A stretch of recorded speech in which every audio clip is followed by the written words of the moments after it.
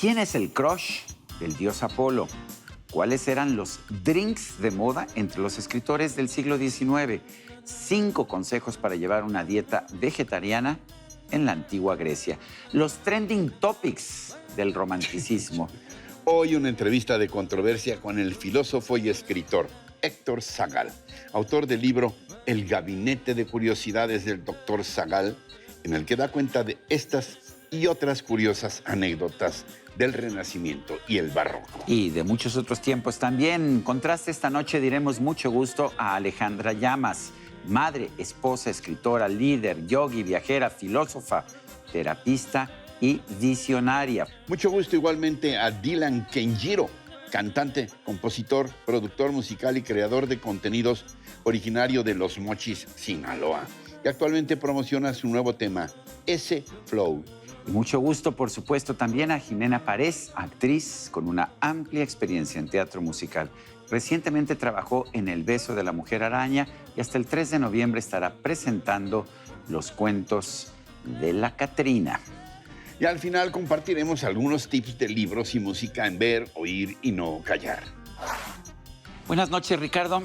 Siempre es un gusto estar contigo otra vez esta noche.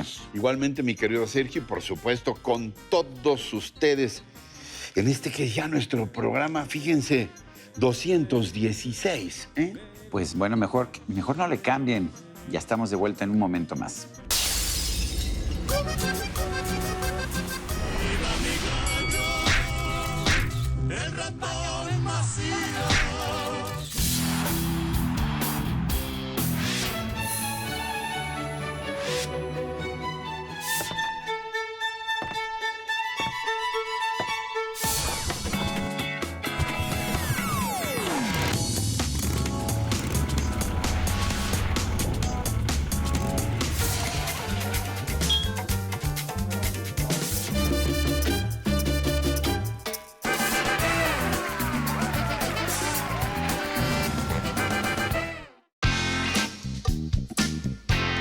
Héctor Zagal es ensayista, novelista, conductor de radio y televisión y, sobre todo, un filósofo apasionado de Aristóteles, también del barroco mexicano.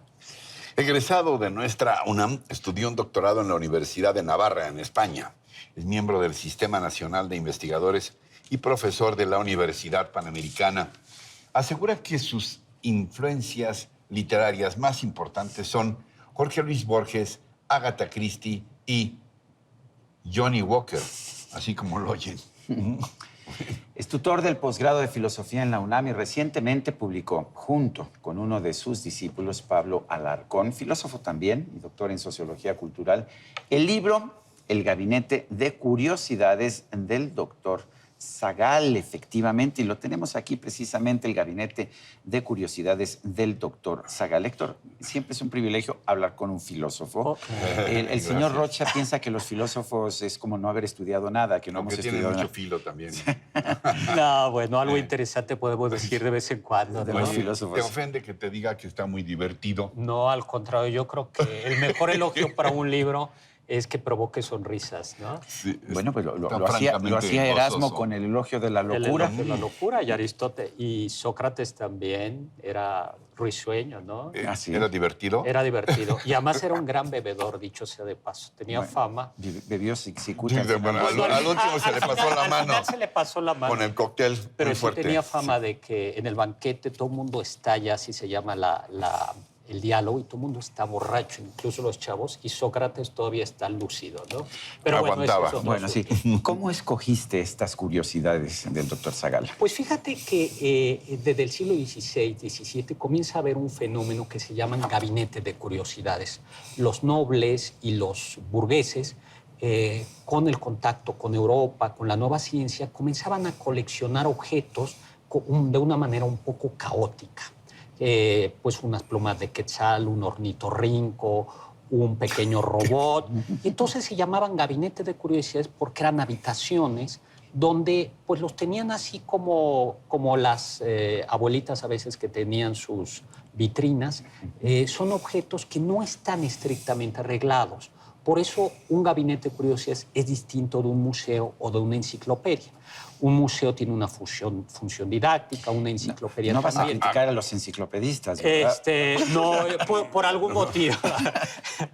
Un poco más acercándose al concepto monsivayano de Exactamente. Monsiváis, que Exactamente. tenía no hizo museo. Claro, exactamente. Sino era una miscelánea. Exactamente. Pues, Su estanquillo. Y eso estanquillo. tal cual. Y eso eran los gabinetes de curiosidades. Entonces lo que se nos ocurrió, dado que no podíamos coleccionar ornitorrincos, porque además algunos de ellos tenían no solo objetos naturales.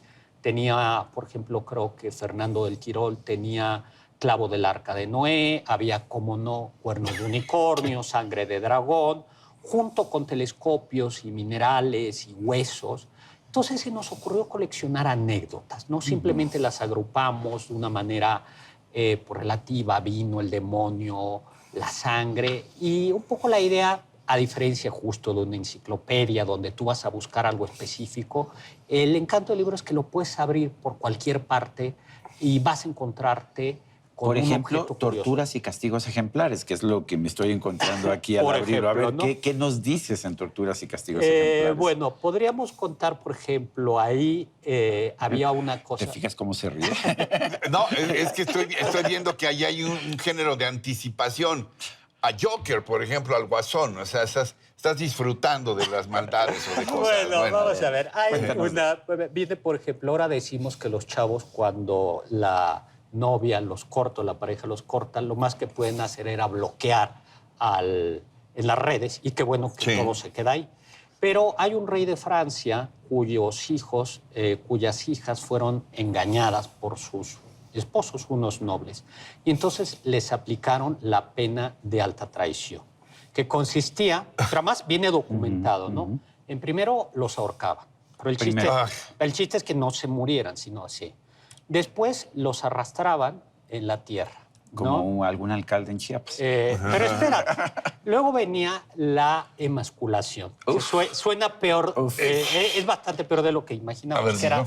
¿Qué es? era la castración de los genitales externos que se los daban a un perro para que los viera. Y luego venía la parte horrible, que era la evisceración. La parte horrible. Sí, espérate, que era el verdugo con mucha destreza, le sacaba las tripas, los intestinos, sin matarlo, y los comenzaba a quemar enfrente de él, para que viera. Y luego ya finalmente te cortaban la cabeza, le Estás quitaron... elucubrando una fantasía espantosa que nunca existió. No, Sí está existió. documentado. Está documentado. Está documentado. Bueno, y luego cortaban las partes, las ponían en sal y las repartían. Entonces, para que nadie se fuera a volverle a poner los cuernos A las hijas del a las rey. hijas del rey. Ahora ponos ejemplos de... Yo lo abrí en otro lado, de lo que era divertido. Eso también es divertido porque todos los seres humanos tenemos algo así de tortuosos, ¿no? Y- Pero hay todo tipo de anécdotas. Es una colección de cosas que yo creo que tienen que como un común denominador. Son fascinantes, aunque sean tenebrosas. Sí. Fascinantes. Hay de todos. Hay algunas muy divertidas. Por ejemplo, la historia del osito Teddy. Ese es muy simpático. El osito Sí, Teddy. el osito, el osito Teddy. Pues resulta que Theodore Roosevelt, este Sí, presidente, de 1910, 11 exactamente, más o el menos. del canal de Panamá y Sí. que aparece No puedes saber todo, en la noche en el Soy museo. enciclopedista, sé una cuartilla de cualquier tema. Eso es lo más. La Yo sé diferencia- puras cosas inútiles, que no son para nada. Así no seas... Bueno, pues este es un cosas que no gabinete. sirven para eso que llaman el progreso. Y el Teddy. Entonces lo invita el gobernador, estaba en campaña de reelección, el gobernador de Mississippi, y lo lleva a cazar. Y entonces, pues para quedar bien con el jefe, con Theodore Roosevelt, le preparan un oso. O sea, tienen un oso negro. ¿Un oso de verdad? Sí. Y No de peluche. No de peluche. Y ya lo tenían atrapado simplemente para que llegara Roosevelt Y lo cazara. Y lo cazara y se sacara la foto. Pero Roosevelt dice, bueno, esto es como indigno, es poco viril, poco gallardo, y entonces le perdona la vida al oso, y pasa por ahí un caricaturista, se da cuenta de eso, hace una caricatura del gran oso perdonado y del gran Teddy Roosevelt, que gallardamente Generoso. no quiere aprovecharse del débil. Y se convierte además en una parte de su campaña muy importante. Y por eso el oso se llama Teddy, porque entonces se enteran de esa caricatura, ven esa caricatura de periódico, una familia, y norteamericanos, al fin y al Y sacan cabo, los Empiezan a comienzan a reproducir. sacar. Y entonces ese es el origen siniestro de Teddy.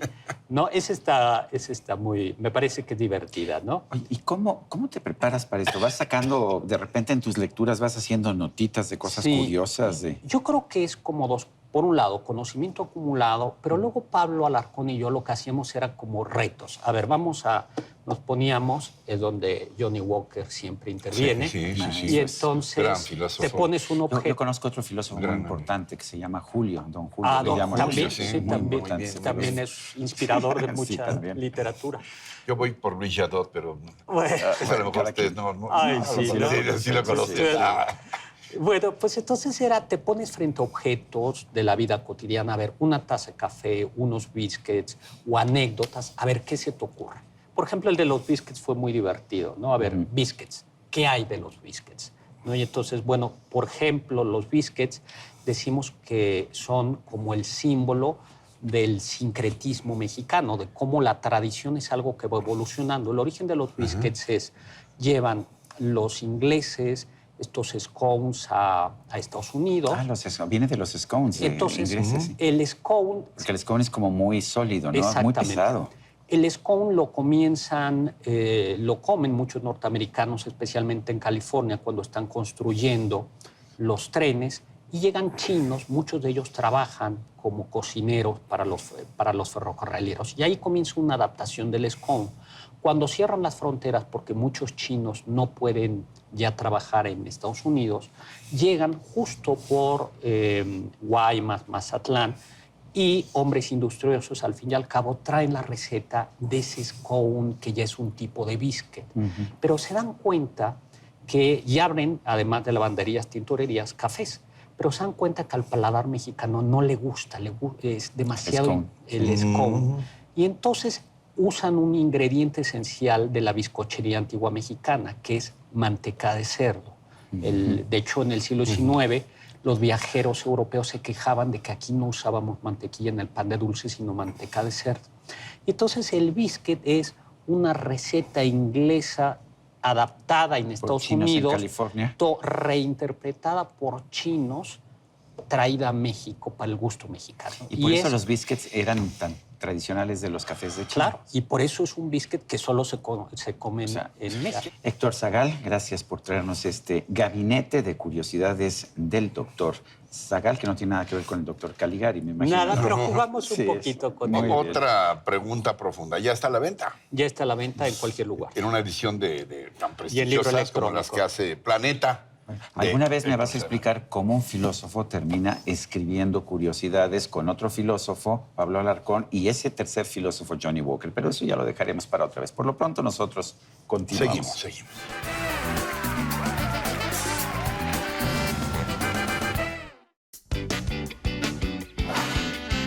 Pues ya tenía yo muchas ganas de que llegara esta sección que sabes que es mi favorita. Sí, por supuesto. Además, como les platicábamos al principio del programa, hoy con invitados muy especiales. Muy Pásale, interesantes. Alejandra. Alejandra, ¿cómo estás?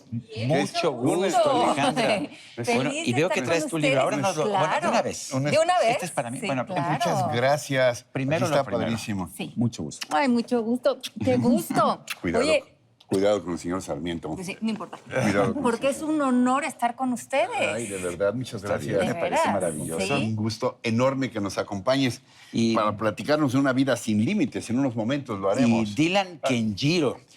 Yo lo que quiero ver. saber es cómo salió ese nombre. Ahorita vamos a platicar. No se puede Mucho andar por gusto, la mucho vida gusto. llamándose Dylan Kenjiro y haber nacido en Los Mochis, Sinaloa. Te presento. Hola, mucho gusto. Dylan Kenjiro. Dylan, qué gusto. Muy abrazadorcito, Dylancito. Ya te vi, ¿eh? Muchas gracias. Pásale también, Jimena. Jimena, ¿cómo Jimenita. estás? Hola, ¿cómo Gracias. están? Mucho Bueno, pues, gusto. tal como te imaginaba, Mira. es que me dijeron que eras la Catrina. ¿eso Así es, cierto? así Te es. presento a ¿Cómo Alejandra, a Dylan, Mucho Jimena. ¿Cómo Eh, estás, Alejandra? gusto. Mucho gusto, gustazo. qué gusto. Hola. Dylan, Mucho mucho gusto. Ay, se necesita ser muy listo para saber que tus padres eran admiradores de Dylan. del reciente premio Nobel que no fue a recogerlo. ¿O de Dylan Thomas? O de- Yo justo me también. acabo de enterar de eso, o sea, no sabía que le habían dado el premio Nobel. ¿No sabías que le habían dado el premio Nobel a Bob Dylan? Te acabas de enterar. No, hace como 2 semanas me ¿Y lo enteré. de Kenjiro? pues japonés y como que mis papás... Pues, ¿Japonés o qué? es que de 3 hermanos soy el menor y mis hermanos cuando nací tenían 7 y 8 años, entonces ¿Y eso qué tiene que ver? ¿Y a tus hermanos? No, pues les gustaba mucho, o no ¿Y sé, a tus como hermanos que una pusieron José y película. A Juan, mi hermano me le imagino, gustaba ¿no? mucho una película Claro. japonesa y salía ahí 2 hermanos y uno se llamaba Kenjiro, entonces como que ahí mezclaron, no sé, pero bueno. Ah, pues O sea, qué la culpa es padre, de tus ¿no? papás. Sí, papás y de mis hermanos. Sí, ¿Cómo le hicieron ves? caso a unos niños. Como es una vida sin límites. Pues igual sin Exacto. límites, para ponerle nombres. ¿Cuál es el mensaje de tu libro fundamental? Sin límites. Sí, pues es un libro que está basado en las enseñanzas de Lao Tse. Son de los versos El, de... fi- el filósofo, el filósofo chino, del Sí. autor del Tai Chi. Del Tai Chi. Ajá, Lo exacto. sabe todo, ¿sabes? Sí, ¿verdad? Sí. Pues es un libro que yo empecé a estudiar, el libro original, porque yo vivía en Estados Unidos y estaba como con mucho miedo, angustias, depresión, y oí por ahí que la leyenda contaba que los versos del Tao Che te llevan a encontrar paz y armonía. Y los empecé a meditar y sobre ellos escribía cómo yo podía aplicar eso a mi día a día para que no se me quedara nada más como una lectura. Y eso escrito, duró como durante un año, cada noche estar visitando esos textos y meditando y aplicándolos, rodó y rodó hasta que cayó en manos de Penguin Random House y fue mi primer libro hace 10 años y es una reedición de ese libro que tiene material nuevo y que tuve el honor de volver a visitar los versos y volverme a empapar de su sabiduría y es un libro que le tengo mucho Oye, cariño. no te enojes, pero no puede ser un poco o un tanto contradictorio una vida sin límites y luego un camino a la serenidad. Ajá. Tao. Es que creo que justamente habla de que muchos de nosotros estamos buscando una vida sin límites en el exterior, en metas, en objetivos, en cosas que conquistar en el plano físico. Y este libro te enseña que finalmente lo que vivamos afuera siempre va a tener estamos gobernados, ¿no?, por un plano material, pero que va a ser ilimitado según nuestra percepción. Entonces, esa percepción, cuando está en serenidad, cuando está en plenitud, todo lo demás se vuelve satisfacción y las metas y los objetivos cobran otra perspectiva para nosotros. Jimena, tú has estado en algunas de las obras musicales más exitosas de México. Para empezar, felicidades, porque no es tan fácil, Muchas pero gracias. los cuentos de la Catrina, ¿también es musical o no es musical? Pues mira, este es el 4º año que la hacen y no era musical los 3 años anteriores, pero este año incorporaron a Iker Madrid como compositor de la música incidental, digamos, ¿no? Pero él y yo, habiendo trabajado hace muchos años, sabía que yo cantaba, entonces dijo, bueno, vamos a aprovechar y me puso unas cancioncitas. Entonces Si la hay niña unas canta, canciones. pues que cante. Pues que cante, que la gente lo vea. Oye, a mí Claro. siempre me ha asombrado cómo una actriz puede hacer comedia musical, porque te tienes que mover, actuar, cantar y bailar al mismo tiempo. ¿Cómo le haces para respirar y no perder el aliento? Pues la verdad es que es con práctica. Yo me pongo a hacer ejercicio en mi casa y me pongo a vocalizar al mismo tiempo. Hago vocalizaciones aeróbicas para poder lograr esto. Pobres de mis vecinos, una disculpa. Desde aquí les mandamos Una disculpita, porque pues sí, seguro, porque además me escuchan, obviamente, ensayar y cuando son canciones que tienes que cantar en movimiento, pues claro que tienes que irte acostumbrando y con los ensayos también te da eso, ¿no? Un poco el tiempo, la práctica, la técnica de saber en dónde puedes respirar, qué tanto tienes que respirar, irte midiendo en el aire. Es bastante práctica, sí es complicado porque, o sea, yo, por ejemplo, en obras pesadas físicamente para mí, puedo bajar 1,5 kilos en un fin de semana. ¿En serio? Sí, me he pesado y un fin de semana y ya bajé 1,5 Con razón kilos. estás tan flaquita.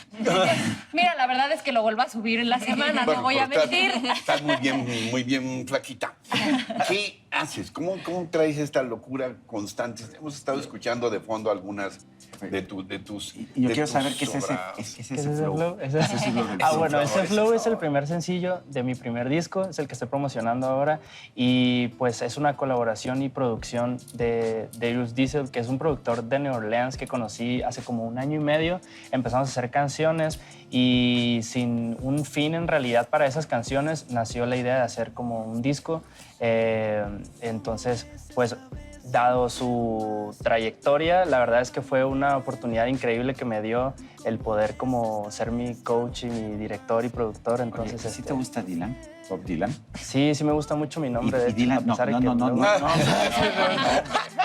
Sí me gusta. Once upon a time you dressed so fine, you threw the Oye. box of dime in your pocket. Oye. ¿Te gusta la música de Bob Dylan? No, sí me gusta muchísimo, es increíble cómo, o sea, yo soy fan de las canciones que son como muy relax, como, Pues ¿sabes? así no es Bob Dylan, ¿no? Y Bob Dylan tiene como, pues, me gusta el rollo que hace en vivo de poder hacer como, pues, como con una guitarra y la armónica y combinar con Eso es lo que hacía en los años 60, ya después se volvió más Y lo de rockero. Ah, bueno, ese, sí. ese, Es como es una lo de- expresión muy de los mexicanos nacidos. Ese de ahí viene. Ahí de Sinaloa. Ese flow, ¿ok? Bueno, ese flow es ¿de como... acuerdo? Es como un concepto que salió porque es una manera de decir, o sea, ese flow es una canción para poder tratar como de decir que estás enamorado, pero de otra manera, ¿sabes? Todas las canciones, al final yo creo que hablan del amor, la mayoría de las canciones nacen de ahí y para mí hacer canciones es decir historias, Estar pero de otra enamorado forma. De otra manera. Yo siempre me he enamorado de la misma forma, estúpidamente, no sé de qué forma. Está bien, sí, obvio. Ha sido Qué lindo. muy rico platicar Sí. con ustedes. Gracias. Ay, Muchas muchísimas gracias. Jimena. Gracias. Nos ha dado Gracias. mucho gusto. Y bueno, Mucho pues gusto. nosotros continuamos. Qué triste fue decirnos adiós cuando nos adorábamos más. Hasta la golondrina emigró, presagiando el final.